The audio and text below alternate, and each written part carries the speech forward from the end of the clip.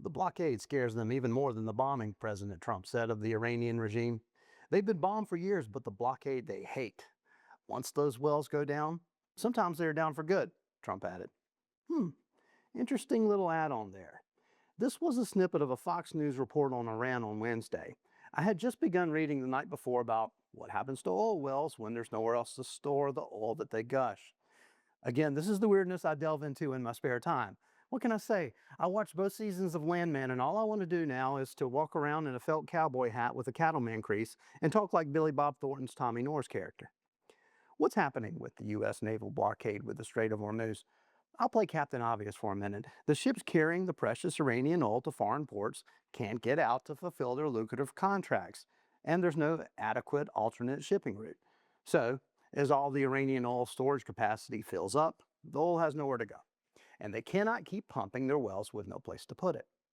Translation: if the blockade holds for 2+ weeks by some estimates, many Iranian oil wells will have to be shut in. What happens when a well is shut in? Well, the pumping of oil comes from a porous rock like sandstone. The oil and gas are released by the actions of drilling and pumping, which, if halted, can clog the rock with sediment or paraffin. This can cause the production of the well to be cut by half or even fail totally when the pumping begins again. The thick mud that's pumped in to block the flow of oil can clog the pores of the rock and change the pressure inside the well also. It doesn't help, too, if the cement is poured on top. The process is expensive, it's dangerous, and is very likely debilitating to the old oil infrastructure in Iran. Extrapolation: the Iranian oil industry may never be the same again, and there perhaps is your real end game. No excess oil revenue equals no funding of terrorist cells, no funding of Shahed drones, no funding of nuclear programs.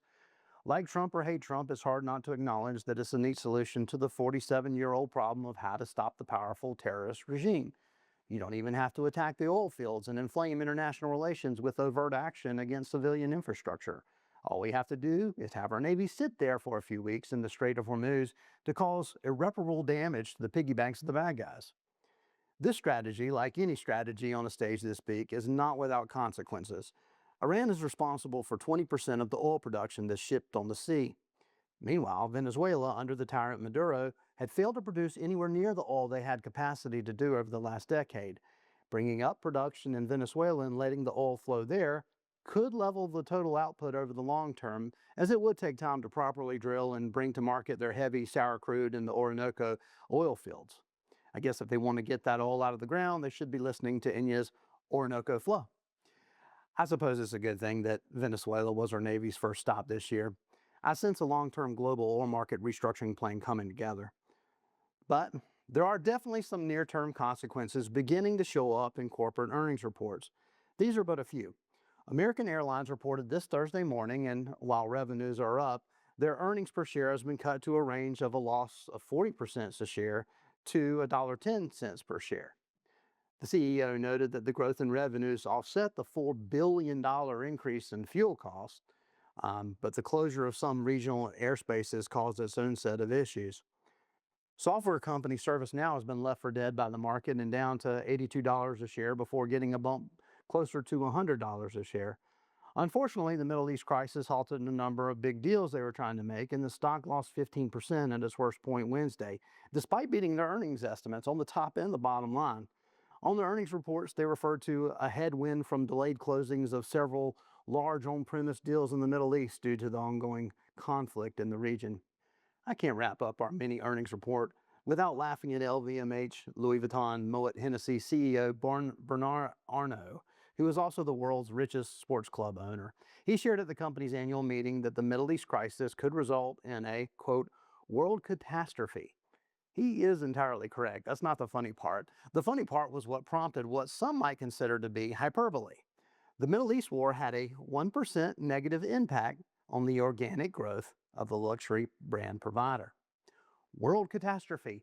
Haughty French CEO translation: those dirty peasants are not picking up our pocketbooks with their filthy little fingers anymore. Don't they want to be like us? This is the end, I tell you. To be fair, Monsieur Arnault, he was nicknamed the Terminator due to his aggressive business style, so he probably doesn't sound like that, I hope. Monsieur Arnault is not a client of our firm, nor was he compensated for appearing in this video. We don't all have to act like Monsieur Arnaud. In fact, I'd rather we conjure Tommy Norris to inform us all when to be concerned about oil prices. The Landman himself said this in season 1, episode 10, quote, "You want oil to live above 60, but below 90. And don't get me wrong, we're still printing money at 90, but gas gets over 350 a gallon, it starts to pinch. It hits 100, every product in America has to readjust its price. $78 a barrel, that's about perfect. Brings enough profit to keep exploring, but it don't sting as much at the pump."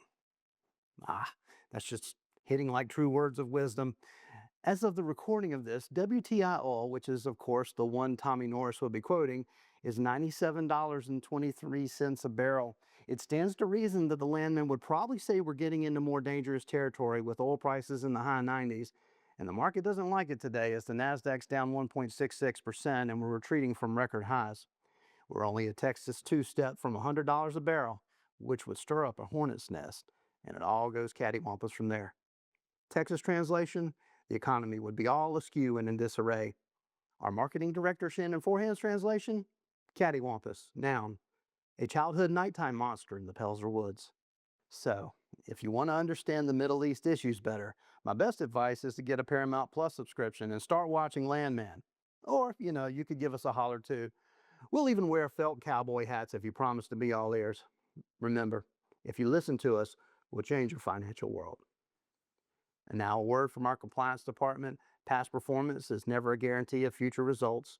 We offer a lot of services. Our planning, tax, and insurance strategies are designed to improve financial outcomes when implemented as recommended. We're confident in these strategies, but results will vary based on individual circumstances. Investment results cannot be guaranteed. Unless otherwise indicated, no third-party individuals mentioned in this video are clients of our firm, nor have they been compensated for appearing. This video is for educational purposes only. We do not recommend anyone buy or sell any security discussed here. Instead, we'd recommend viewers call our office for personal advice about your circumstances.